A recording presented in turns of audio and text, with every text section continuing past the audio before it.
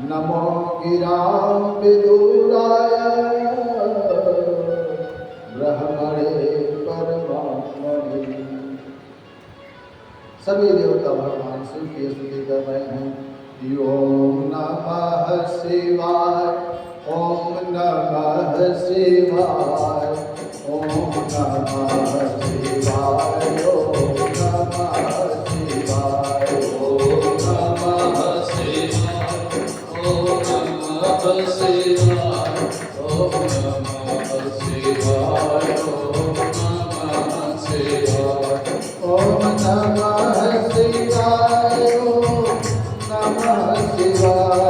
ओम नमः शिवाय, ओम नमः शिवाय, ओम नमः शिवाय, ओम नमः शिवाय, ओम नमः शिवाय, ओम नमः शिवाय, ओम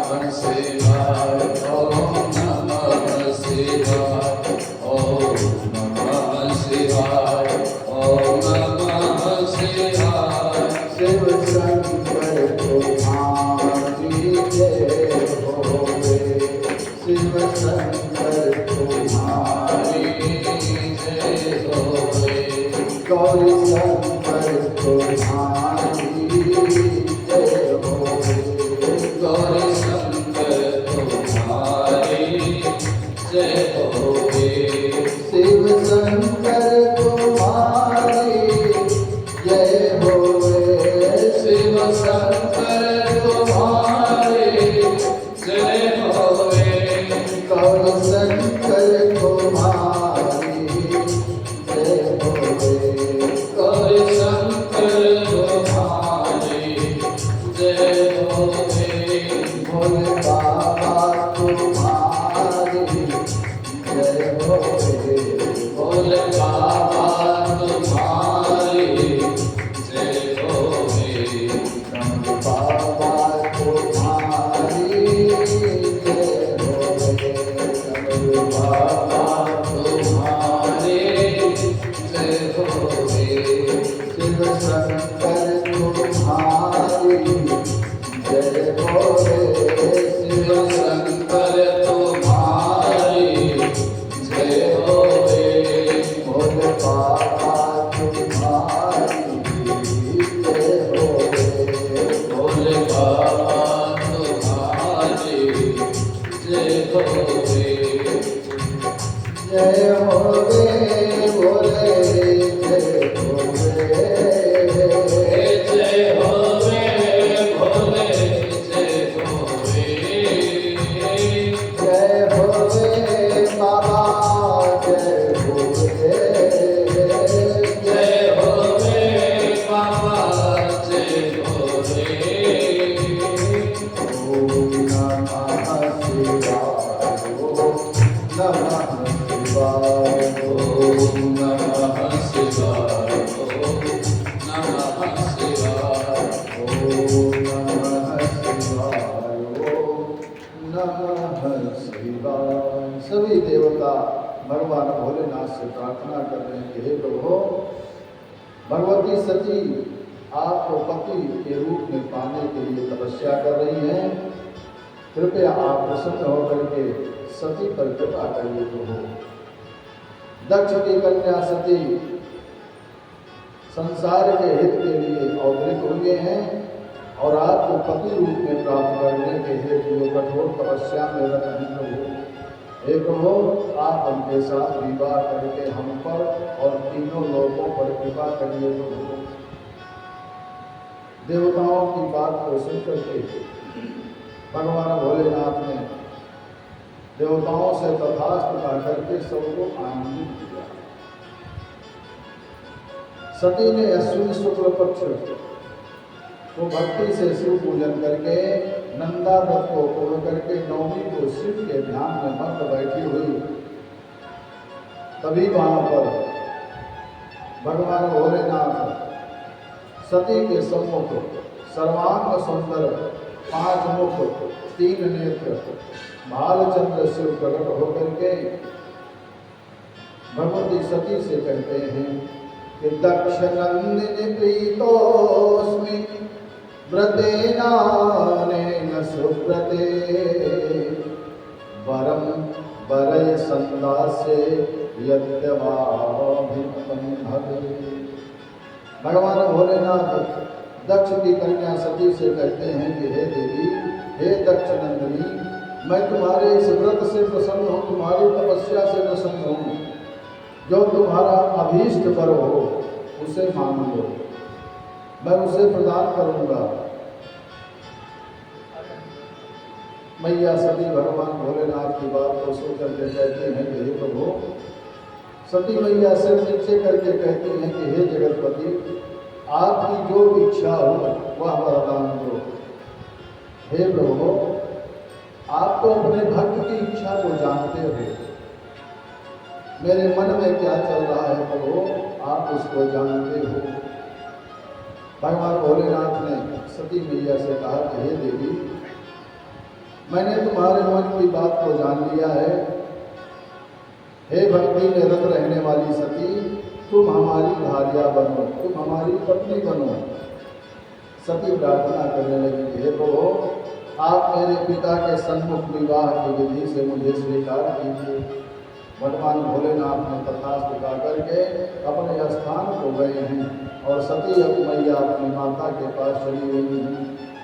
इसके पश्चात ब्रह्मा जी दक्ष के पास जाकर के सती का शिव के साथ विवाह करने का समाचार बताते हैं।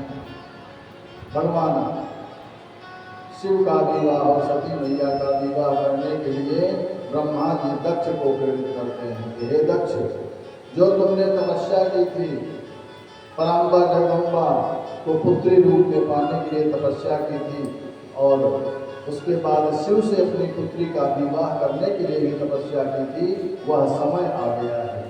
अब तुम अपनी पुत्री का विवाह करने के लिए तैयारी कर लो। ब्रह्मा जी ने शिव जी से दक्ष द्वारा सती को शिव को देने का संकल्प याद दिलाया है। अब दक्ष ब्रह्मा जी से कहते हैं कि हे ब्रह्मदेव, मेरी पुत्री शिव को पाकर सुख पाएगी, अहो करके देवों से पूजित जग की माता कहलाएगी। मेरी पुत्री जैसा व्रत तप कोई भी नहीं कर पाया है, और मैं आज जगत में धन्य हुआ और हुआ मेरा मन भाया है। अतः दक्ष प्रसन्न होकर के ब्रह्मा जी से कहता है कि हे पितामह, आप मेरी पुत्री सती और भगवान भोलेनाथ के विवाह की व्यवस्था बनाइए। ब्रह्मा जी भगवान भोलेनाथ से जाकर के कहते हैं कि हे प्रभु, अब आप तैयार होकर के चलिए। दक्ष विवाह की रचना कर चुका है और दक्ष की कन्या सती से आज विवाह करके सती को अपनी पत्नी बनाइए। ब्रह्मा जी के कहने पर भगवान भोलेनाथ अपने गणों को साथ में लेकर के दक्ष के यहाँ पहुँचे हैं। सती से विवाह हुआ है बड़े धूमधाम से और भगवान भोलेनाथ सती मैया के साथ विवाह करके सती मैया को कैलाश पर ले आए हैं। बड़े ही धूमधाम से जीवन यापन कर रहे हैं, बड़ी ही शांति से प्रसन्नता के साथ सती मैया के साथ भगवान भोलेनाथ कर रहे हैं। अब नारद जी ब्रह्मा जी से कहते हैं कि हे परमपिता, आपने कृपा करके भगवती सती और भगवान भोलेनाथ का चरित्र मुझे सुनाया, मेरे मन में बड़ी प्रसन्नता हुई। अब आप आगे के चरित्र को श्रवण कराने की कृपा करिए प्रभु।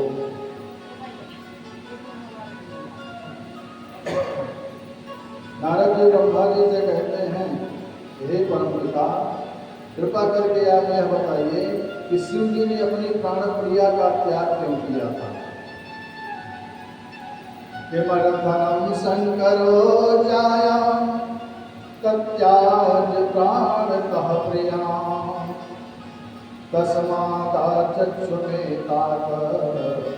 विचित्रमिति मन्महे। नारद जी कहते हैं ब्रह्मा जी से कि हे पितामह, मैं इस बात को विचित्र मानता हूँ, आप मुझे इस चरित्र को समझाइए।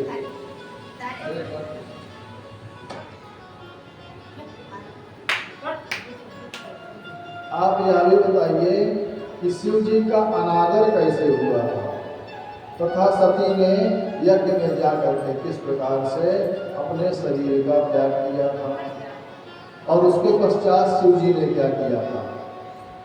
ब्रह्मा जी नारद जी से कहते हैं कि हे नारद, अनेक विचित्र लीला करने वाले शिव जी इस विचित्र लीला का वर्णन सुनो। एक बार भगवती सती और भगवान भोलेनाथ वृषभ पर बैठ करके भ्रमण कर रहे थे, लेकिन जैसे ही दंडकारण्य में आई हैं, वहां पर उन्होंने भगवान श्री राम को भगवती सीता के विरह में व्याकुल देखा। भगवती सीता के विरह में भगवान श्री राम को व्याकुल देखा। भगवान श्री राम उसी जंगल में हे सीते तुम कहाँ हो, तुम कहाँ हो, ऐसे विरह गाकर देख करके वृक्षों से, पशु पक्षियों से पूछ रहे हैं भगवती सीता के बारे में। और उन भगवान श्री राम को देख करके भगवान भोलेनाथ सच्चिदानंद का करके प्रणाम करते हैं।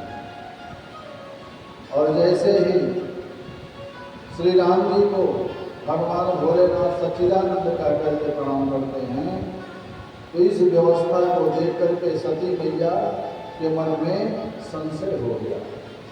सती मैया सोचने लगी कि शंकर जी तो सभी देवताओं से पूजित हैं, सारा संसार शंकर जी की पूजा करता है, जितने भी देवता हैं ब्रह्मा विष्णु इंद्र वरुण, जितने भी देवता हैं सब शंकर जी की पूजा करते हैं और सभी देवताओं से भोले बाबा सम्मानित हैं।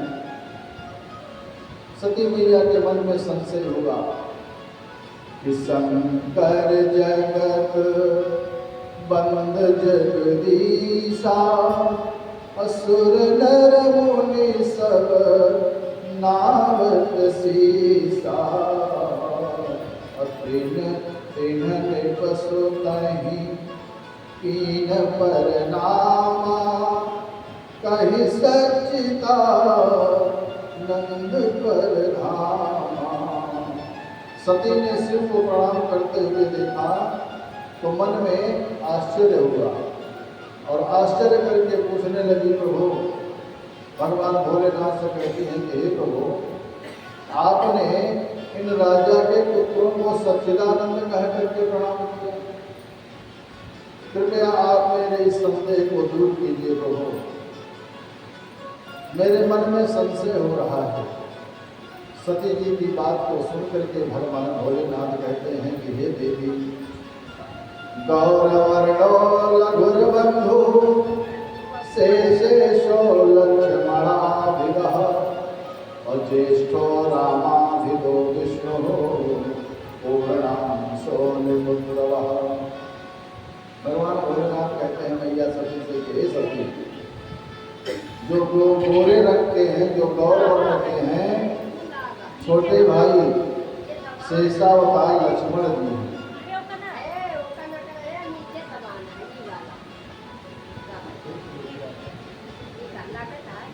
और जो बड़े पूर्ण कलावतार विष्णु ही मानव शरीर धारण करके श्री राम के रूप में पृथ्वी पर अवतार लेकर के ब्राह्मणों, गायों, देवताओं तथा संतों की रक्षा के लिए आए हुए हैं।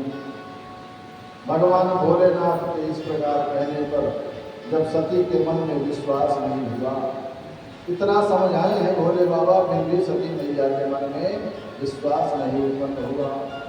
तब भगवान भोलेनाथ कहते हैं कि हे देवी, मेरे इतना समझाने पर भी अगर आपके मन में संदेह है तो जा करके परीक्षा ले लो। जिस प्रकार से आपके मन का संदेह दूर हो वही कार्य कर लो। मानस में मानसकार कहते हैं कि मोर कहे, भगवान भोलेनाथ सती मैया से कहते हैं कि मोर कहे न संशय जाहि, अविधि विपरीत भलाई नाही। हे देवी, अगर हमारे बताने पर भी आपके मन का संशय नहीं दूर होता है तो आपकी इच्छा जैसे हो, जैसे आप संतुष्ट हो वैसे संतुष्ट हो जाओ। लेकिन अब मुझे यह प्रतीत हो रहा है कि विधि की रचना कुछ उल्टी ही है, आप विधि के विपरीत कार्य करने जा रही हो। और भगवान भोलेनाथ कहते हैं कि मुझे यह विश्वास हो गया है कि भगवान की जो इच्छा है वही होगा। वही है सोई जो राम रचिराखा, और तो कर बढ़ावई साखा। शंकर जी ने भगवती से कहा कि हे देवी, जैसी आपकी इच्छा हो, जिस प्रकार से आपके मन का संदेह दूर हो वैसे ही कर लो। भगवान भोलेनाथ इधर सोच ही रहे हैं और उधर सती मैया परीक्षा करने के हेतु भगवती सीता का रूप बना करके और राम जी के आगे रास्ते में आकर के खड़ी हो गई। जिस रास्ते से भगवान श्री राम और लक्ष्मण भैया भगवती सीता की खोज में वृक्षों से पशुओं से पूछते हुए आगे बढ़ रहे हैं, उसी रास्ते में भगवती सती सीता मैया का रूप बना करके आगे आगे चलने लगी। अब जब आगे आगे चलते हुए भगवती सीता को लक्ष्मण जी ने देखा तो लक्ष्मण जी के मन में यह विश्वास हो गया कि ये मेरी मैया नहीं है। लक्ष्मण जी ने प्रणाम भी नहीं किया। क्यों नहीं किया? क्योंकि लक्ष्मण जी को यह विश्वास है कि अगर ये मेरी मैया होती तो मेरे प्रभु के आगे आगे ये न चलते। अब लक्ष्मण जी ने प्रणाम नहीं किया और भगवान श्री राम ने सती मैया को जो सीता के रूप में आगे आगे चल रही हैं, आगे चल के थोड़ा खड़ी हो गई। अब भगवान श्री राम भगवती से कहते हैं कि प्रेमस्तस्त्वं सती ब्रूहि वासं भुस्ते नमो गतः, एकाकी विपुले कस्मादागता पतिना। भगवान श्री राम सती मैया से कहते हैं कि हे माँ, मैं आपको बारंबार प्रणाम करता हूँ, परंतु आप इस वन में अकेली बिना भगवान भोले बाबा के कहाँ भ्रमण कर रही हो? भोले बाबा कहाँ हैं? आप अकेली कैसे यहाँ भ्रमण कर रही हो? और आपने अपना रूप क्यों बदल दिया है? आप सीता का रूप क्यों धारण कर लिए हैं? ये बात हमारे को समझ में नहीं आ रही है। भगवान श्री राम की इन बातों को सुन करके, गूढ़ वचनों को सुन करके सती मैया को बड़ा आश्चर्य हुआ और लज्जित होकर के अपना सिर नीचे कर गई। अब सोच रही है कि मैं क्या उत्तर दूं, ये तो हमको पहचान गए। भगवान भोले बाबा के वचनों को हमने माना नहीं, उनकी बात को अगर मैं मानती तो यह लज्जा नहीं झेलनी पड़ती। लज्जित होकर के सिर नीचे कर गई। अब भगवान श्री राम जी पूछ रहे हैं, भैया कैसे आना हुआ? आज मेरा जीवन धन्य हो गया। अब मुझे विश्वास हो गया कि सीता मुझे मिल जाएंगी, क्योंकि आपका दर्शन हो गया। लेकिन ये बात को समझ में नहीं आई कि आपने अपने रूप को क्यों परिवर्तित कर लिया है और भगवान भोलेनाथ को छोड़ करके आप अकेली वन में घूम रही हो। सती मैया कहती हैं भगवान श्री राम से कि हे राघव, आपको यहाँ देख करके भगवान भोलेनाथ ने सच्चिदानंद कह करके आपको प्रणाम किया, और जब भगवान भोलेनाथ ने आपको सच्चिदानंद कह करके प्रणाम किया तो मेरे मन में शंका हुई। तब शिव जी ने कहा था यदि मेरे कहने पर भी आपके मन का संदेह दूर नहीं हो रहा है तो हे देवी, जाकर के आप परीक्षा ले लो। तो हे प्रभु, इसी कारण से मैं यहाँ पर आई हूँ। अब मुझे विश्वास हो गया कि आप ही साक्षात परमेश्वर हो। हे राम जी, अब आप यह बताइए कि शंकर जी ने आपको प्रणाम क्यों किया? भगवान श्री राम कहते हैं कि हे देवी, एक समय लोक में विश्वकर्मा को बुला करके एक दिव्य भवन बना करके एक विशाल गौशाला बनवाई और वहाँ सभी देवों, ऋषियों, यक्षों, गंधर्वों, नागों, किन्नरों, सिद्धों और ब्रह्मा जी के पुत्रों को बुलाया और वहाँ अनेक वाद्य बजने लगे। फिर वैकुंठ से हरि को बुला करके ऊंचे सिंहासन पर बिठा करके सभी से भगवान भोलेनाथ ने पूजा करवाई। उनको पुष्पों, वस्त्रों और आभूषणों से पूजित किया है। और इसके बाद भगवान भोलेनाथ ने कहा कि हे विष्णु, हे नारायण, आप सभी देवताओं से अजेय हो। आप मेरे ही रूप में विधाता मेरी दाहिनी भुजा हैं और तुम विधाता के उत्पादक और रक्षक भी हो गए। हे हरि, आप यहाँ आकर के जगत का पालन करो और अनेक समय आने पर अनेक अवतार धारण करके अनेकों लीला करो। आपका लोक गौलोक नाम वाला मेरे लोक से विख्यात होगा। इस प्रकार विष्णु ने शिव जी से अखंड ऐश्वर्य प्राप्त किया है। और इसी समय कमलापति विष्णु ने गोप वेश धारण किया और गोप, गोपी और गौलों के रक्षक बन करके आप रूप गौलोक में निवास करने लगे तथा शिव जी की आज्ञा से विभिन्न अवतार धारण करके जीवों की रक्षा व पालन करने लगे। भगवान श्री राम कहते हैं कि हे देवी, इस समय उन्हीं विष्णु ने 4 प्रकार के अवतार धारण किए हैं। वही राम, भरत, लक्ष्मण और शत्रुघ्न हैं। उनमें से मैं पिता की आज्ञा से सीता और लक्ष्मण के साथ वन में आया हूँ। इस वन में दैववश सीता किसी राक्षस ने हरण कर ली है और उसी के वियोग में मैं अपने भाई सहित लक्ष्मण के साथ सीता को इस वन में खोज रहा हूँ। अब मुझे आपका दर्शन हो गया। अब मुझे पूर्ण विश्वास हो गया कि अब मेरा हर प्रकार से मंगल ही मंगल होगा। श्री राम के ऐसे वचन को सुनकर के सती मैया कहती हैं कि हे राघव, मैं अब आपको जान गई हूँ कि आप साक्षात ईश्वर हैं। मन में संकोच करती हुई सती जब शंकर जी के पास पहुंची तब भगवान भोलेनाथ सती मैया से कहते हैं कि देवी, परीक्षा लेकर के आ गई। किस प्रकार से परीक्षा ली आपने? जब भगवान भोलेनाथ ने सती मैया से पूछा कि किस प्रकार से परीक्षा ली, तो सती मैया भोले बाबा से कहती हैं कि हे प्रभु, हे नाथ, मैंने कोई परीक्षा नहीं ली। मैं वहाँ जाकर के कुछ भी नहीं किया। जैसे आपने सच्चिदानंद कह करके प्रणाम किया था भगवान को, उसी प्रकार मैंने भी वहाँ जाकर के सच्चिदानंद कह करके प्रणाम किया। भला आपकी बात मैं नहीं मानूंगी? जब आप उनको सच्चिदानंद कह करके प्रणाम किए तो मैं कैसे नहीं करूँगी? भगवती सती भोले बाबा से कहती हैं कि हे प्रभु, कछु न परीक्षा लीनी गोसाई, अकीनी प्रणाम तुम्हारी नाई। जो तुम कहा सोमृखा न होई, अमोरे मन प्रतीति अति सोई।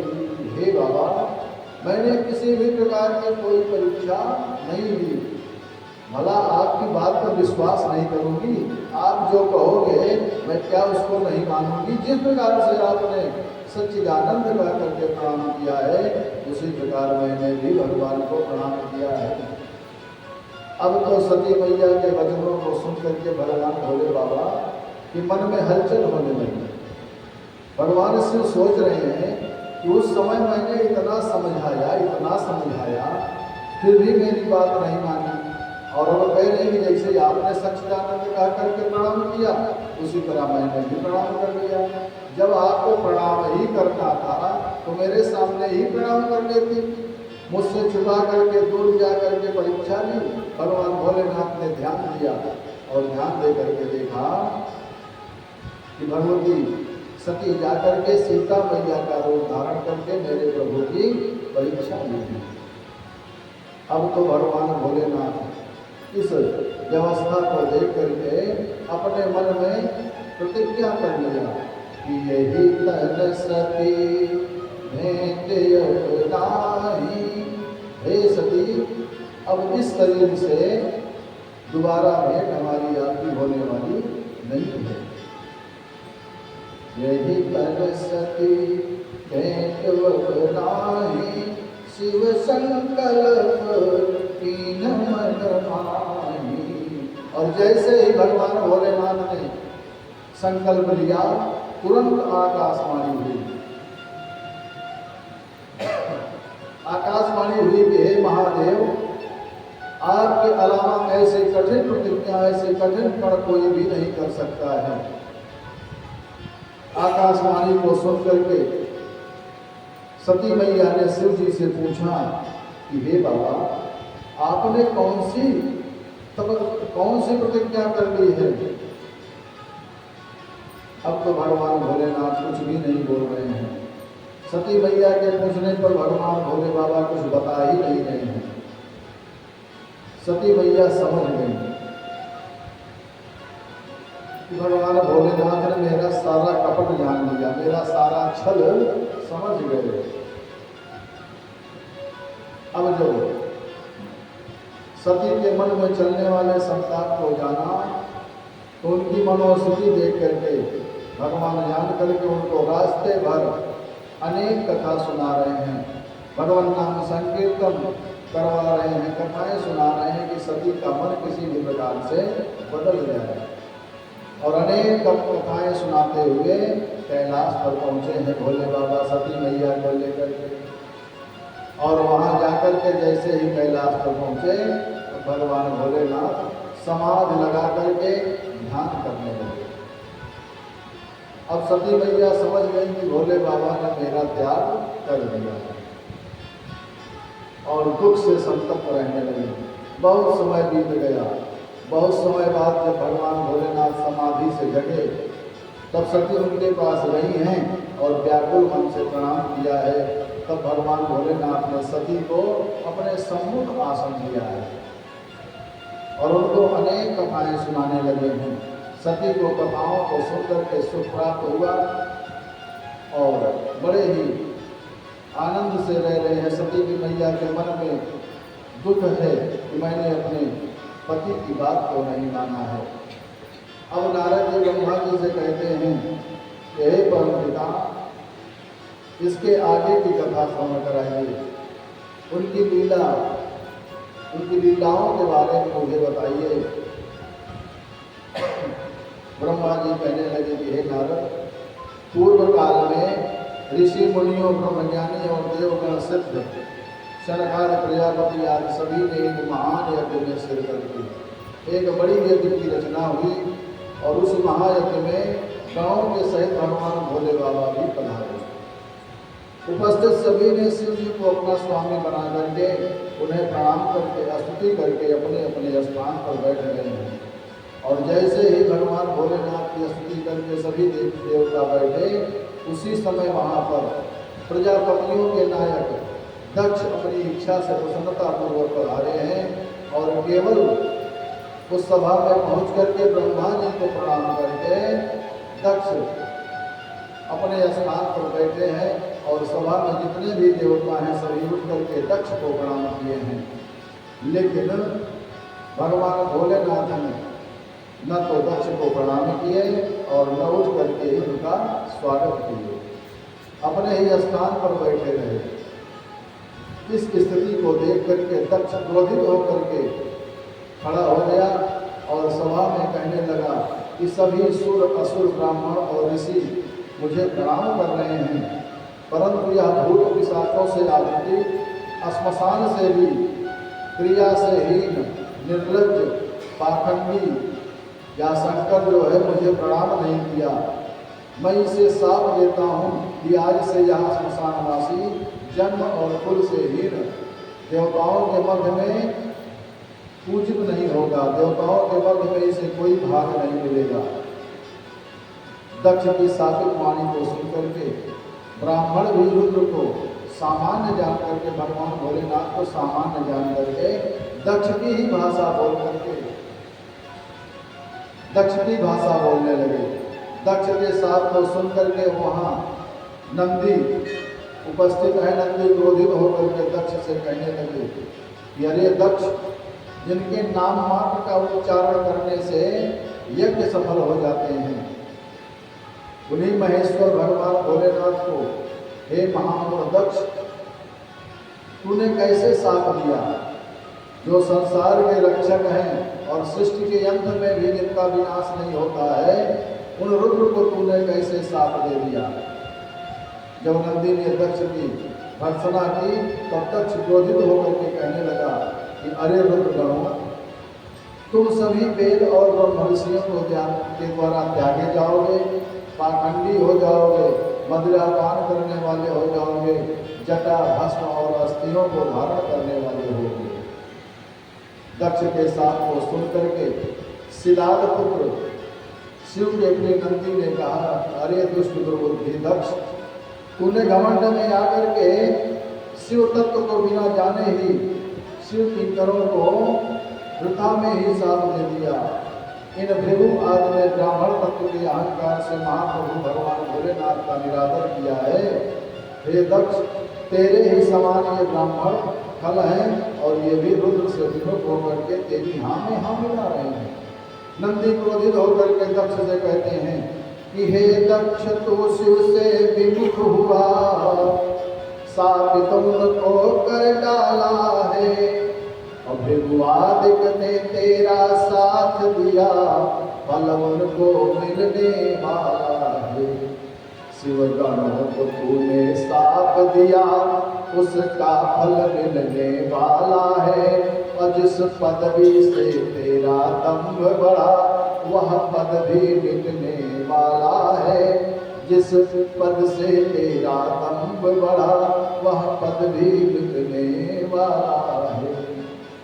नंदी कहते हैं कि हे दक्ष और हे ब्राह्मणों, तुमने दक्ष की भाषा बोल करके जो गड़बड़ी की है, मैं रुद्र के तेज से साफ देता हूँ कि हे भृगु आदि ब्राह्मणों, तुम वेदवादी होते हुए भी वेद का तत्व तो नहीं जान पाओगे और कुछ भी नहीं जान सकते।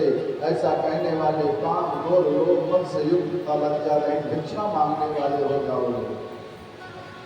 नंदी ने दक्ष को और ब्राह्मणों को साप दिया है और दक्ष को कहा कि हे दक्ष, तूने भगवान को जिस मुख से अपमानित किया है, वह तेरा सिर जो है बकरे का हो जाएगा। ऐसे नंदी द्वारा दिए गए साप को सुन करके सभा में हाहाकार मच गया। नंदी ने वहां पर जितने भी भगवान भोलेनाथ से ईर्ष्या करने वाले ब्राह्मण हैं, दक्ष हैं, सबको कहते हैं कि हे भृगुवाद विप्रो सुन लो, वेद से विमुख हो जाओगे, कामी क्रोधी लोभी होकर जग में भिक्षुक कहलाओगे। हे दक्ष, तू मद से ग्रसित हुआ, अपने पद से गिर जाएगा। जिस मुख से तू मैं करता, वह बकरे का हो जाएगा। अब ब्रह्मा जी नारद जी से कहते हैं कि हे नारद, मैंने दक्ष और भृगुवाद की निंदा की कि तुमने वेद तत्व और शिव तत्व को जान करके भी सापा साफी का घृणित कार्य किए हो। अब भगवान भोलेनाथ नंदी से कहते हैं कि हे नंदी, तुमको क्रोध नहीं करना चाहिए था। दक्ष द्वारा साप दिए जाने के कारण तुमने ब्रह्मकुल को बिना मतलब ही साप दे दिया। हे नंदी, तुम तत्व को जानते हो कि मैं साबित नहीं होता हूँ, मुझ पर किसी भी साप का कोई प्रभाव नहीं पड़ता है, और तुमको सनकादिकों को बोध देने वाले हो, तुम्हें क्रोध कैसे आ गया? हे नंदी, अब शांत हो जाओ। इसके पश्चात शिव गणों के सहित शिव जी कैलाश को चले गए। दक्ष जो है श्रद्धा को त्याग करके मद से ग्रसित बुद्धि से शिव तथा उनके पूजक भक्तों की निंदा करने में सदैव तत्पर रहने लगा। अब एक समय दक्ष एक महान यज्ञ का आयोजन किया, और उस महान यज्ञ का आयोजन क्यों किया? सिर्फ और सिर्फ भगवान भोलेनाथ का अपमान करने के लिए।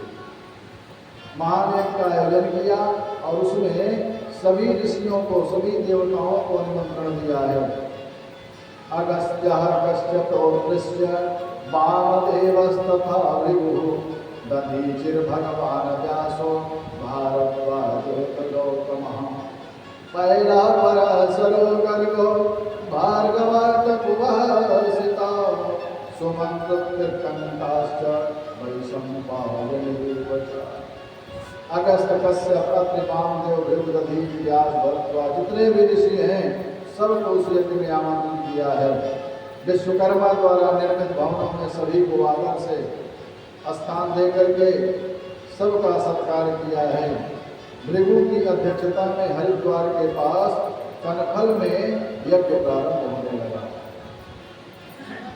ब्रह्मा जी, विष्णु जी सभी देवताओं को आमंत्रित किया है। और उस यज्ञ में जब दधीचि भी आए हुए हैं, दधीच ऋषि भी आए हुए हैं। दधीच ऋषि जब उपस्थित हुए, भगवान भोलेनाथ को स्थान नहीं देखा। जाना जब दधीचि ऋषि को भगवान भोलेनाथ का निमंत्रण नहीं दिया गया है, तब दधीचि ऋषि दक्ष से कहते हैं कि हे दक्ष, तुमने सभी देवताओं को बुलाया, सभी ऋषियों मुनियों को बुलाया है, परंतु शिव जी को आमंत्रित नहीं किया है। और शिव के बिना कोई भी यज्ञ सफल नहीं हो सकता है। हे दक्ष, मैं तुमको उचित सलाह देता हूँ और उचित सलाह दे करके कहता हूँ कि हे दक्ष, तुम ब्रह्मा और विष्णु को साथ लेकर के कैलाश जाओ और भगवान शिव को बुला करके ले आओ, तभी तुम्हारा यज्ञ संपन्न होगा, अन्यथा तुम्हारा यज्ञ संपन्न नहीं होगा। दधीच ऋषि की बात को सुनकर के दक्ष क्रोधित होकर के कहने लगा कि हे ईश्वर, लोकपिता ब्रह्मा तथा अनेक कर्म यज्ञ और वेद जिनमें स्थित हैं, वो विष्णु और पाप रहित आप सभी ऋषि मुनि जो उपस्थित हैं इस यज्ञ में, तो इस यज्ञ का मंगल ही होगा। उस अमंगलधारी, अमंगल वेशधारी शिव के न रहने पर मेरा कुछ अहित नहीं होने वाला है। आप सब इतने तपस्वी ऋषि मुनि, ब्रह्मा जी, विष्णु जी सब उपस्थित हैं, केवल उस औढ़दानी के रहने पर मेरा कुछ बिगड़ने वाला नहीं है। वह अकुलीन है, माता पिता से हीन है, भूत पिशाचों के साथ रहने वाला है, अपवित्र है। इसी कारण से मैंने उसे इस यज्ञ में नहीं बुलाया है। शिव को बुलाने से यज्ञ अपवित्र हो जाएगा। अब आप शिव को यहाँ बुलाने के संबंध में मुझसे किसी भी प्रकार की कोई बातचीत न करिएगा। पूरे सभा में ऐलान करता है दक्ष कि सभा में, इस यज्ञ में जितने भी लोग उपस्थित हैं सभी कान खोल करके सुन लें कि अब शिव को बुलाने के लिए कोई हमें सलाह नहीं देगा। दक्ष के इन वचनों को सुनकर के दधीच ऋषि कहने लगे कि हे दक्ष, सुनो, तुम प्रजापति बनकर के अहंकार से ग्रसित हो गए हो। बिना शिव के तुम्हारा यह यज्ञ विध्वंस हो जाएगा, विशेष करके इसमें तुम्हारा नाश होना सुनिश्चित है। इस प्रकार कह करके उस सभा से केवल और केवल दधीच ऋषि ही अपने परिकरों के साथ यज्ञ को छोड़ करके वहां से चले गए हैं। दक्ष कहने लगा कि शिव का अनुरागी दधीचि और उसके साथी यज्ञ से चले गए हैं। मैं भी यही चाहता था कि यह दधीचि यहाँ से चला जाए, नहीं तो जब तक यज्ञ होती रहेगी या बीच बीच में हमें सलाह ही देता रहेगा। दधीचि चला गया, बहुत बढ़िया हुआ। अब जितने भी ऋषि मुनि देवता उपस्थित हैं सब लोग प्रसन्न होकर के यज्ञ प्रारंभ करो। और इधर माँ भगवती सती मैया को उनके सखी के द्वारा जानकारी हुई। सखी ने कहा, सती मैया से, हे देवी, आपके पिता के यहाँ यज्ञ हो रही है और आप लोग नहीं जा रही हो। सती मैया जाकर के भगवान भोलेनाथ से कहती हैं, हे प्रभु, मेरी सखी विजया ने मुझे बताया कि मेरे पिता के यहाँ यज्ञ संपन्न हो रही है और आप यहाँ कैलाश पर ध्यान मग्न बैठे हो, आपको भी चलना चाहिए। शिव जी कहते हैं कि हे देवी, बिना बुलाए जाने पर महातिरस्कार होता है। आपके पिता ने सबको निमंत्रण दिया है लेकिन हमें नहीं बुलाया है, इसलिए जाना उचित नहीं है। तथार्विर्गतते हारितोपि सर्जना स्वानां दुर्गविर्ताड़िताया यथामतः। हे देवी, बिना बुलाए जाना नहीं चाहिए।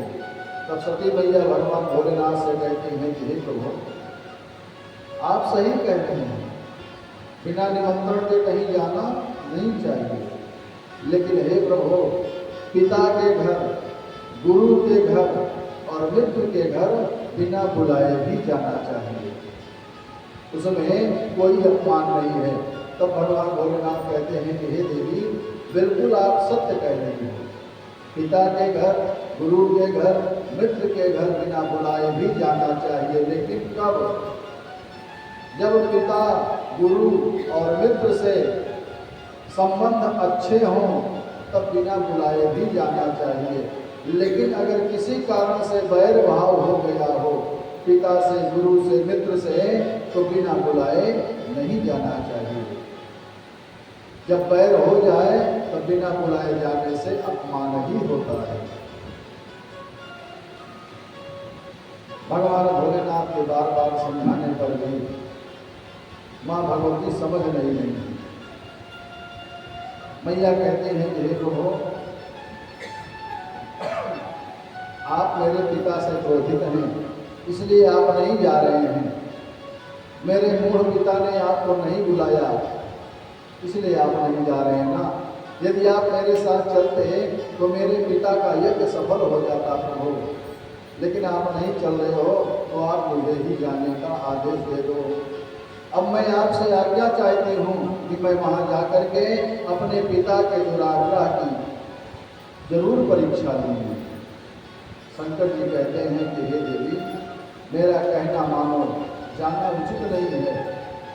लेकिन मैया सती कहाँ मानने वाली है। एक बार नहीं मानी, किसी तरह चल गया, लेकिन आज पुनः फिर गलती कर रही हैं।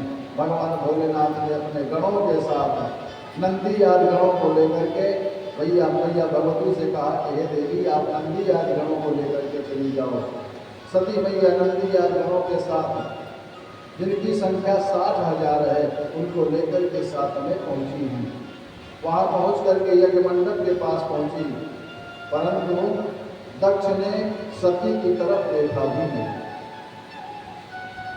जैसे सती मैया वहां पहुंचती हैं, दक्ष दूसरी तरफ मुंह कर लेता है। दक्ष न कछु पूछी कुशलाता, असती बिलोकी जरे सब गाता। ना तो दक्ष ने सती की तरफ देखा है, ना तो कोई देख रहा है। क्यों? क्योंकि दक्ष ने सबको पहले ही सचेत कर दिया था कि अगर इस यज्ञ में शिव और सती कोई भी आवे तो कोई भी उनसे मिलेगा नहीं। मुझे विश्वास है कि वो दोनों निर्लज्ज हैं, निमंत्रण हमने नहीं दिया है, फिर भी वो आ सकते हैं। अगर वो आ जाते हैं तो उनसे कोई बात नहीं करेगा। दक्ष ने भी सती मैया की तरफ नहीं देखा, सती की बहनें भी नहीं देखी। अब इस व्यवस्था को देख करके सती मैया की माता जी साकर भरे ही मिली एक माता, और भगिनी मिली बहुत मुस्काता। बड़े प्रेम से सती मैया की माता जी आकर के अपनी बिटिया को हृदय से लगाया है। और जो बहनें हैं वो व्यंग्यात्मक भाषा से बोल करके और मजाक उड़ा रही हैं। कहती हैं, अरे बहन, अकेली आई हो, उनको साथ में नहीं लाई क्या? मैंने तो सुना है कि पिताजी ने आपको निमंत्रण भी नहीं दिया था, फिर भी चली आई। कितनी निर्लज्ज हो। अच्छा, भोले बाबा को साथ में नहीं लाई, उनको भी लाती तो कितना अच्छा होता। अब बहनों की व्यंग्यात्मक भाषा को सुन करके सती मैया क्रोधित हो रही हैं। और सती मैया की माता जी विचार कर रही हैं कि बिटिया को मैं महल में ले जाऊं, नहीं अगर यह मंडप की ओर चली गई तो समझो सब गड़बड़ ही होना है। सती मैया की माता जी सती मैया को महल में ले जाना चाहती हैं, लेकिन सती मैया कहती है, नहीं माँ, पहले मैं यज्ञ मंडप का दर्शन करूंगी, उसके बाद मैं आपके साथ चलूंगी। सती मैया जाकर के यज्ञ मंडप का दर्शन करती हैं और यज्ञ मंडप का दर्शन कर परिक्रमा कर रही हैं और देख रही हैं कि सभी देवताओं का स्थान को दिया गया है, लेकिन मेरे पति देवता भोलेनाथ का स्थान कहीं भी नहीं दिया गया है। अब तो क्रोधित हो रही है सती मैया और क्रोधित होकर के दक्ष से कहती हैं कि हे मूर्ख पिता, आपने मेरे पति का त्याग किया, मेरे पति का अनादर किया है। इस यज्ञ मंडप में मेरे पति का कहीं स्थान नहीं है और जहाँ मेरे पति का स्थान नहीं है, मेरे पति का सम्मान नहीं है, वहाँ रहने का कोई फायदा नहीं है। हे दक्ष, तुम महादुष्ट हो, तुमसे प्रकट इस देह से अब मुझे कोई भी प्रयोजन नहीं है। अब मैं इस गहरित शरीर को त्यागती हूँ। और हे देवताओं, तुमने शिव को छोड़ करके यहाँ आकर के अच्छा नहीं किया है। जब तुम्हें यह पता था कि यहाँ भगवान भोलेनाथ का स्थान नहीं है, तो तुम सबने यहाँ आने की कैसे चेष्टा की? तुम्हारी हिम्मत कैसे हुई इसे तुम्हें सम्मुख होने की? मैं अब सबको मजा चखाती हूँ। ऐसा कह करके भगवती सती भगवान भोलेनाथ का स्मरण करके आचमन करके प्राण अपान वायु को समान करके और नारी चक्र में यज्ञ पूर्वक उदान उठा करके कंठ में स्थित करके फिर प्राण वायु को भाव के मध्य में स्थापित करके और योगाग्नि से अपना शरीर भस्म कर दिया। सती मैया का देह त्याग करके सभी शिवगण जो है हतप्रभ हो गए। हाहाकार मच गया, सभी दिशाओं में हाहाकार मच गया। दक्ष को धिक्कार है, उच्च स्वर में आवाज आने लगी। 60,000 शिवगणों ने अपने अस्त्रों शस्त्रों से अपने शरीरों को छेद छेद करके नष्ट कर डाला और जो बचे हुए थे अपने शस्त्र लेकर के दक्ष को मारने के लिए दौड़े हैं। प्रभु जी ने शिवगणों के आगमन को देख करके दक्षिणार्थ में हवन करके रिभु नामक हजारों बलवान वीर पैदा करके उन्हें शिवगणों को मार पीट करके भगा दिया। सभी देवता भविष्य में होने वाले अनिष्ट की चिंता करने लगे। ब्रह्मा विष्णु और देवताओं को यह आभास हो गया कि भविष्य में कुछ विनाश होने वाला है।